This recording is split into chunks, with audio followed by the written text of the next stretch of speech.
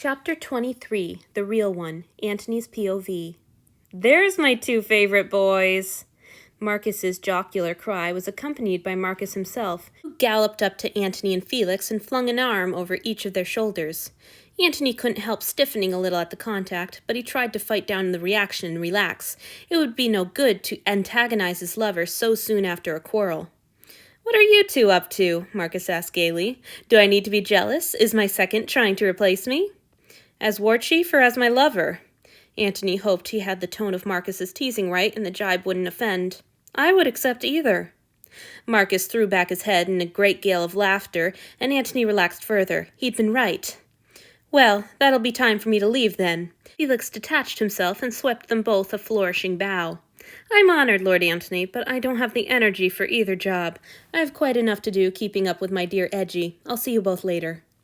Antony wished he wouldn't go, but they had already arrived at the upper deck, so he wasn't truly alone with Marcus, even if no one was standing all that close. "How have you been, Annie?" Marcus's arm slid from his shoulders to wrap around his waist, loosely enough that he could still walk without too much difficulty. "I haven't seen you much lately." "I've been doing some painting and consulting with Theodora on our route," Antony replied. "We're taking a bit of a detour." He supposed he ought to have a full meeting for the three of them. If their ship was deviating from their plans and Titus was unable or unwilling to tell them whether he was sticking to his prearranged course, they would need a strategy to ensure that no elven ships slipped past them and happened upon the island. Of course, his war chief, his second in command, should be a part of this discussion. Somehow, though, his mind recoiled from the idea of telling Marcus about his brother's disappearance. It felt dangerous to reveal a vulnerability like that to his lover. He hadn't even wanted to tell Theodora and Hanyu, and they were the safest people on this whole damn ship. "Well, you look beautiful." Marcus bent to drop a soft kiss on Antony's head. It was far more affection than he usually cared to offer, or Antony cared to accept, in public. But that was to be expected. He was always like this after a bit of roughness. Antony allowed the gesture. "Have you been well?" Antony asked. Marcus laughed. "Oh, splendid! My boy has been behaving beautifully since his little scare. I really owe you my thanks for your help with that scene. When you pulled my attention to yourself, I think it really convinced him that I was about to tear him apart. You've become quite the actor in your old age, Annie." "Actor? Scene? That wasn't right. Marcus had been serious about beating a sow, hadn't he? Surely that had been real rage. But what if Antony had been wrong? Marcus was the expert on what Marcus had been thinking, of course. Had he really thought Antony's concern was all an act? Had Antony done something to make him think that he was in on the scheme? Where had he gone wrong?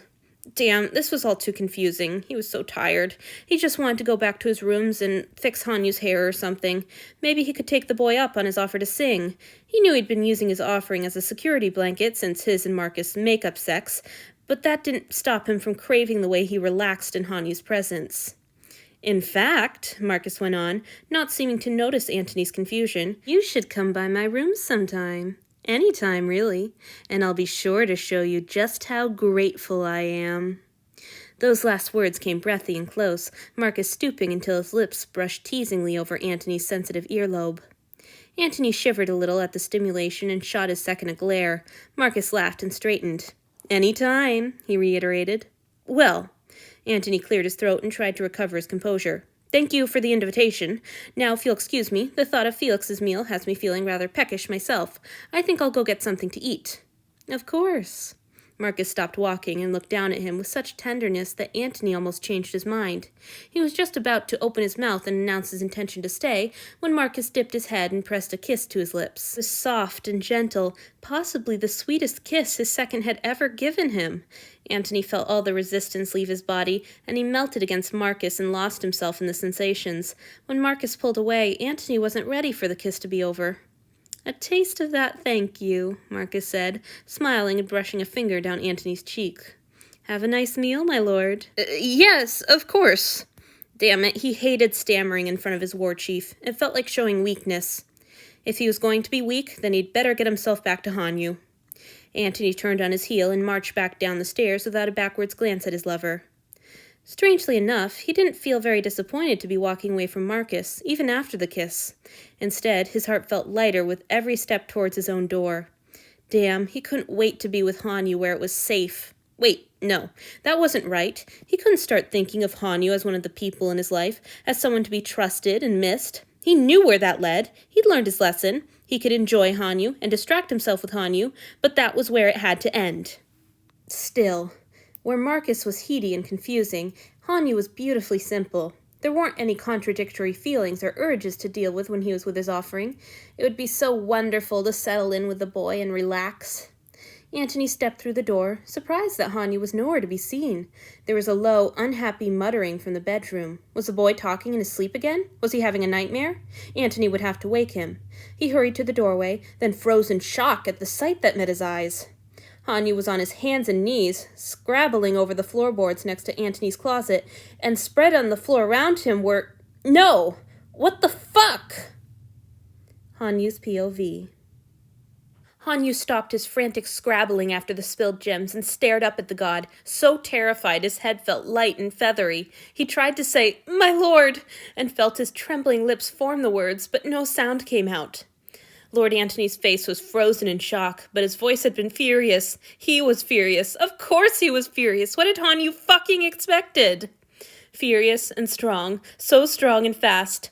Hanyu thought of the blood on his master's clothes after the battle and felt like vomiting. He let the beads fall from his shaking hands and pressed himself to the floor. He wasn't sure whether he was bowing or simply cowering. The silence stretched unbearably. Hanyu felt fainter and dizzier with every quick, gasping breath he took. What was the god going to do to him? He wasn't just going to be banished from the bedchamber. He was going to be completely ejected from Lord Antony's life. Everything had been so wonderful, and he had ruined it. He'd be lucky to be beaten, then thrown out and given to the rest of the gods. Hell, he was already lucky to be alive. Why did he always forget his master's strength? Why did he forget that the god could do anything to him, anything at all, in the blink of an eye? What would he have been able to do in his own defense if Lord Antony had lost his temper the first instant he walked through the door? How could he have ever thought that his damned idiot curiosity was worth this? Finally, after what must have been several full minutes of silence, Lord Antony spoke. "I won't pretend I'm not angry," he said, his voice soft and so terribly cold. "But I'm not going to hurt you. We need to talk about this. Look at me." Hanyu needed to obey. Now more than ever, he needed to obey. But he couldn't get his limbs to cooperate. He lay still, too frightened even to cry. There was a rustle of movement, then a cool grip lifted him easily to his hands and knees. Lord Antony's face swam in Hanyu's vision, but he couldn't get his eyes to focus. "Hanyu?" The god's voice was less cold. At any other moment, Hanyu would have thought his master was concerned. "Are you—" Lord Antony huffed out a sigh that was almost a growl. Then the god was moving them both, settling himself on the floor and pulling Hanyu's back against his own chest. His arms locked around Hanyu's waist and pressed their bodies tightly together. "Easy, Hanyu. I need you to breathe with me." The god's chest rose exaggeratedly against Hanyu's back. "With me. Come on, Hanyu. It's going to be all right. I promise it'll be all right. Breathe now." It was a struggle, but finally Hanyu managed to slow his breaths to match his master's deliberate exhalations. Unfortunately, as his breathing leveled, his mind cleared. The question was the same. What was the god going to do to him? How could Hanyu ever properly apologize or make up for this? Would he even have the chance? Was he going to be sent away? He would be lucky if that was all that happened. He knew that, but the thought of being banished from Lord Antony's side was unbearable. He wished miserably that he had never so much as looked at the damn trunks. His master's arms around him were strong and soothing, and it was unbearable to think that this was the last time he would feel Lord Antony's touch. Hanyu began to shake with silent sobs. "Better?" the god asked, and Hanyu managed to give his head a jerky nod. He didn't feel better. If anything, he felt worse now that he could really think through his situation. But he was capable of understanding his punishment, so he had no excuse for making his master wait any longer to deliver it. Lord Antony released his hold on Hanyu, and he had to fight down the urge to clutch at the god's hands. Then his master wriggled away from Hanyu's back and moved to settle cross-legged in front of him. Hanyu kept his tearful gaze fixed firmly on the floor.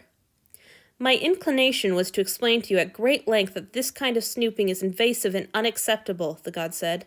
"But judging by your reaction to getting caught, I don't suppose that'll be necessary. You understand why I'm upset?" Hanyu nodded, sobbing too hard to speak. "Fuck, Hanyu, please calm down." Lord Antony sounded less angry than frazzled. "Do you need me to leave?" Hanyu shook his head vigorously. That was the last thing he wanted. "All right." The god leaned forward and began rubbing Hanyu's shoulders. His slender, chilly fingers were strong and skilled and so utterly undeserved. Hanyu had never felt so abject. It took a long time for his sobs to stop. Hot tears kept chasing one another down his cheeks. He knew he ought to speak, but he didn't have the first idea how to begin. Finally, in another unmerited kindness, Lord Antony broke the silence. "I'm not going to send you away," he said. "I assume that's what you're worried about?" Hanyu nodded, and the god huffed out a soft laugh. "Right, of course," he sighed. "Well, I'm not, but I want to be very clear that you are not permitted to do this ever again." Hanyu nodded again, so vigorously his neck twinged in protest. "I wouldn't," he managed to rasp. "I didn't think you would." Lord Antony sighed again. "But even so, this wasn't such a catastrophe that you needed to melt down like that. I hope you know that I would never put my hands on you when I'm angry. I'm sorry I frightened you so badly." It was the absurd wrongness of the apology that made Hanyu jerk his gaze up to meet the gods. Lord Antony didn't look angry. Frustrated, yes, and worried, but more than anything, he looked hurt. Hanyu felt like scum. It was good he hadn't apologized yet, because the apologies would have been selfish and empty. From the moment Lord Antony had appeared in the doorway, Hanyu had been sorry he'd been caught, not sorry for what he'd done. He'd known the god would be angry, but he hadn't considered that Antony might find his snooping truly hurtful. It felt unreal that he would be important enough to his master that he was even capable of hurting him, but clearly he had. He had been trusted, strange as it was, and he had violated that trust. That needed to be the focus of his apology, not cowardly self-preservation. "You don't owe me an apology," he said, forcing himself to keep his eyes on Antony's instead of dropping back to the floor the way he wanted to do. "I owe you one.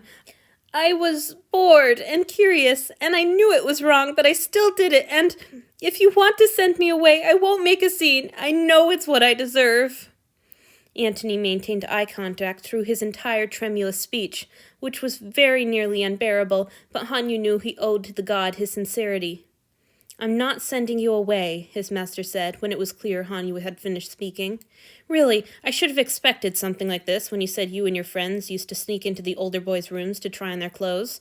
But I don't suppose I need to tell you that the things in that trunk are very important to me, as well as being extremely old and fragile, and it was a bad shock to find you going through them." Hanyu had never thought of his childhood ventures into the other offerings' rooms as invasive, but he supposed that they had been. He'd certainly been annoyed when the younger boys had begun doing it to him. Still, it was nothing like what he'd done today, and he knew it. I don't even know how to begin to apologize," he said weakly. "It was so wrong, even if I hadn't. I'm so sorry for destroying your robe, my lord." "Well, I don't know that it's entirely destroyed." Blessedly, Antony broke their eye contact to glance down at the crumpled fabric. "Even if it was, you chose wisely. Out of everything in that trunk, I care the least about this robe." Hanyu felt a tiny bit better, only a tiny bit, but it was something. Lord Antony took the robe and began folding it with careful, practiced movements that sent more beads scattering over the floor. He looked up and gave Hanyu a small smile. It was cautious and clearly a little forced, but Hanyu felt like he had never seen anything so beautiful. "Are you going to help me gather up these jewels, or are your eyes too swollen from all that carrying on?" Antony asked. "I don't fancy stepping on one of these in the dark." Hanyu couldn't help his own tremulous smile at the fact that he knew the grumbling for what it was. Reassurance. He was going to be kept. He didn't dare speculate any further than that.